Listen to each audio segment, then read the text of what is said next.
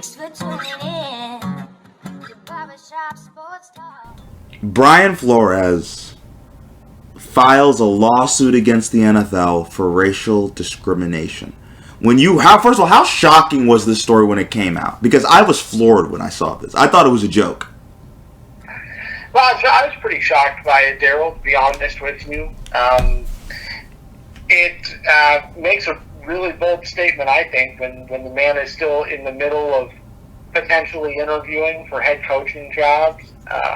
And we know that doing stuff like this has big ramifications for his future as a head coach in the NFL, more than likely.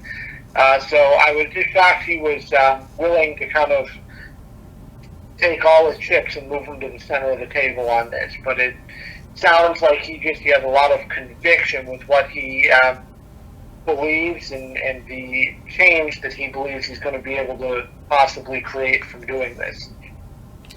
So my own thought on this is a couple things. First of all, I think Brian, I don't want to minimize his feelings about discrimination, but I think when he brings up things like the incident with he's on the yacht with the owner Stephen Ross, a quarterback problem, and I think they're saying it's Tom Brady. Nobody knows for sure. That's tampering.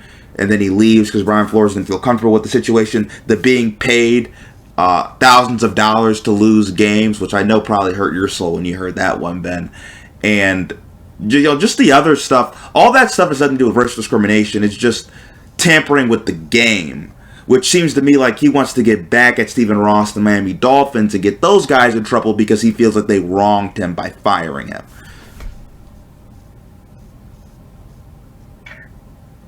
Yeah, no, I think to some degree that's absolutely what he's trying to do.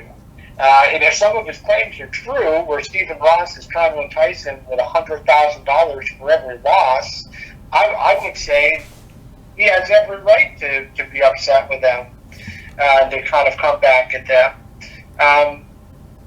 I agree with you in that specific instance. I'm not sure that particular part of this is a racial thing, although, that kind of depends on each person's kind of point of view and how they see this.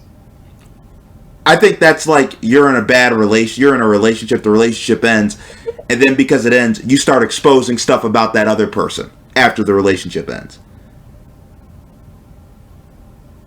And that could be. I mean, I think there are people out there that could say, "Well, wait a second. Would they have still tried to bribe, a white coach into losing games for large payouts?" I think there are some people that might argue that might not be the case. So I'm wondering if that's a potential, nexus here between the concerns with the racism and also the integrity of the game concerns. So it'll be interesting to see how it plays out, for sure.